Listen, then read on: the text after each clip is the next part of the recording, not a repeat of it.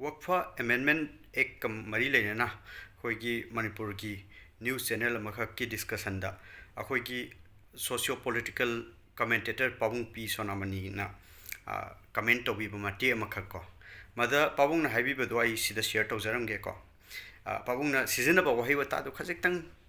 penja da badagi ai ki video si share to jamani Pabung na hai je akhoi ki asai ki si Waqf Amendment Act mari leina na tawriba rally ke kamam se si matangda ma gi wahei wata do masida tawriba lang ba khotpa si khara hantaradi phagani kan hoi Pabung na haining do Supreme Court ta chatpa yai ko adu leiba magi leiriba niyom niti mayam du budi takpiri mayam su khangdaba nate ko tabu cheda mayam na rally chatliba khoigi Manipur khatang natana tongan ba India gi state kaya tongan ba corner haitare madu mayam da tholiba mayam se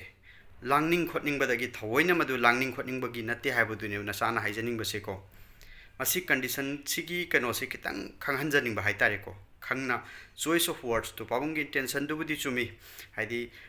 khoigi irang thokpa adagi masidagi irang se khoigi rally chatlaga adagi asok apan nangba khotpa madu mayam du hanthaning badagi haibadi soidono orangani ko afabo hening badagi soidana madu haibadi orangani na chapchana thajai ko madu da chingnaba doubt unta leite tobo seasonary ba wahi wata se khajiktang khoigi hek taba matamda ngasai yamna sentiment sokna natraga yamna nungaitana leiriba mi singsina taba matamda di nungaijada ba haitare mayamna comment tawna hobo mayamda madu su yam thina to boi madu haihanjaning da bado haidi hoi Supreme Court toina satnaba adom doina kano hai taragasu masida tawriba langba khotpa si khara hanthanaba kaina haiba madugumba wahei wata dudi tasengna hairakanda di yamna light oina karisu leitana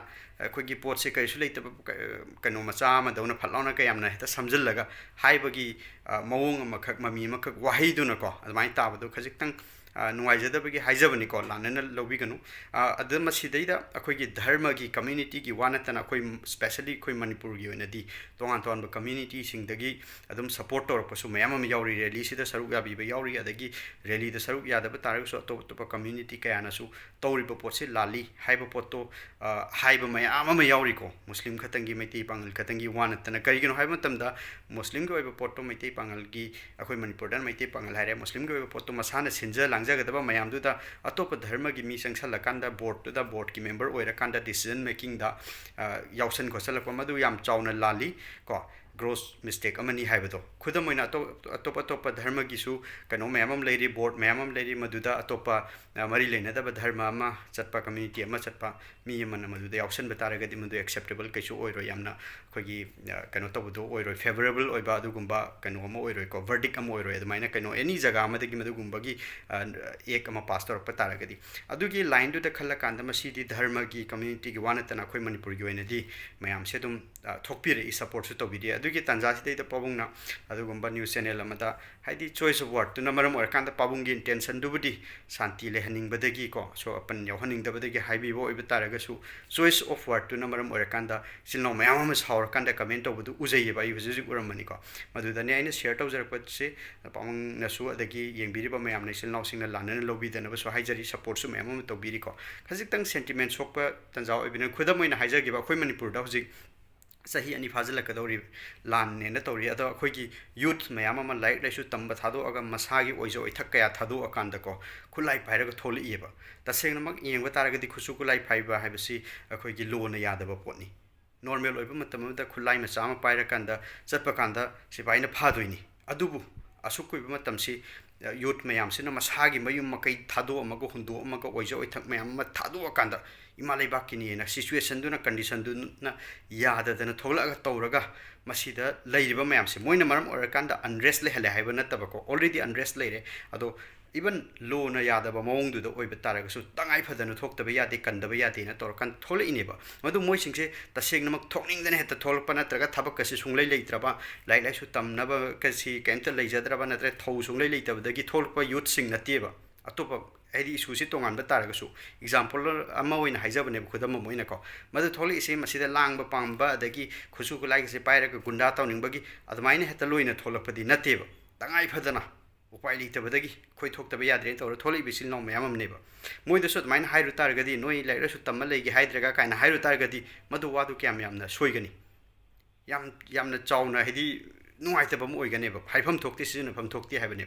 ꯑꯁꯤꯗ ꯂꯥꯡꯗꯅ ꯂꯩꯁꯤ ꯂꯥꯏꯔꯤꯛ ꯂꯥꯏꯁꯨ ꯄꯥꯔ ꯂꯩꯒꯦ ꯍꯥꯏꯗꯗꯅ ꯀꯥꯏꯅ ꯃꯥ ꯍꯥꯏꯔꯦ ꯈꯜꯂꯁꯤꯅꯦ ꯀꯌꯥꯝ ꯆꯥꯎꯅ ꯁꯣꯏꯕ ꯄꯣꯠ ꯑꯣꯏꯒꯗꯒꯦꯕ ꯄꯣꯠꯇꯨ ꯏꯁꯨꯁꯤꯕꯨꯗꯤ ꯄꯨꯔꯥ ꯇꯣꯉꯥꯜꯂꯤꯀꯣ ꯇꯣꯉꯥꯟꯕ ꯇꯥꯔꯒꯁꯨ ꯖꯁ ꯑꯦꯛꯖꯥꯝꯄꯜꯅꯦꯕ ꯃꯌꯥꯝꯅ ꯁꯤꯗꯩꯗ ꯊꯣꯛꯂꯛꯏꯕ ꯔꯦꯂꯤ ꯇꯧꯔꯤꯕ ꯅꯠꯇ꯭ꯔꯒ ꯄ꯭ꯔꯣꯇꯦꯁ ꯇꯧꯔꯤꯕ ꯑꯩꯈꯣꯏꯒꯤ ꯇꯣꯉꯥꯟ ꯇꯣꯉꯥꯟꯕ ꯀꯩꯅꯣ ꯃꯌꯥꯝ ꯇꯧꯔꯤꯕ ꯃꯌꯥꯝꯁꯦ ꯏꯚꯟ ꯑꯩꯈꯣꯏꯒꯤ ꯍꯧꯖꯤꯛꯀꯤ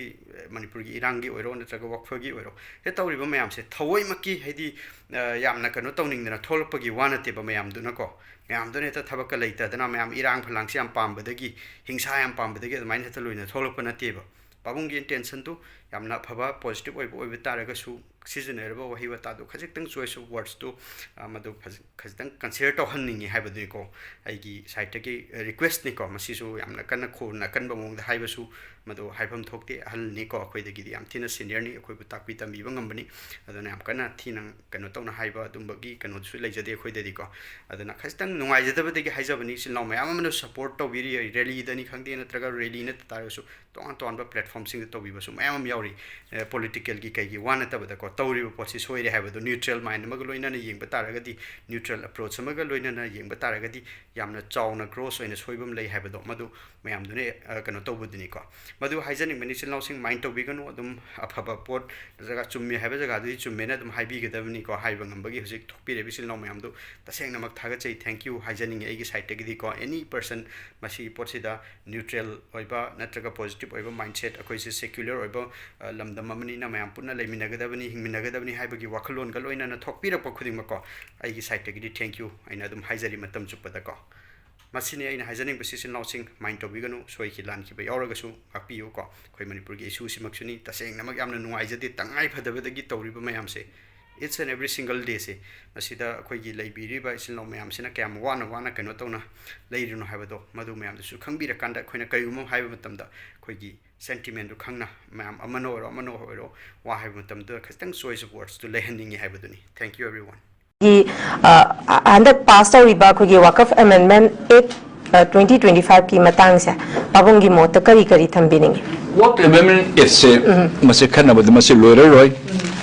haji government can work ki tamakta koi gi mayam revolution toruba mayam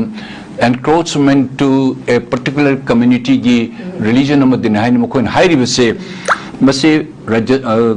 parliament amadi rajya sabha de pass tawrobani na mase act oina la president na se approve tawre mase moi supreme court le chatpa yai Supreme Court is there. Supreme Court say about the government. Yes, Supreme Court Chief Justice, Prime Minister Kugi, my protocol there, my Makada Legini, but man Pariba portfolio say he is supreme. Supreme Nima, other Supreme Court Kobani. Supreme Court door is open. Also, them a long corpus Majikara, Handaba Pai. Pare Bharat Sarkar the Togre. Bharat Sarkar to Wisamos people's mandate. Parliament the past to Ribanium. Rajya Sabha the passed through then President of India must approve the it has become an act. Janing the ba Haibu Supreme Court door is open. Appeal to Bujai. Rather than the Tugaiba, Kokaiba, Punaba, Chainaba, strike the work of Asidi, particularly Tawoina must say Togena Tobra Irang, Ton Masum Palm, Natasum Level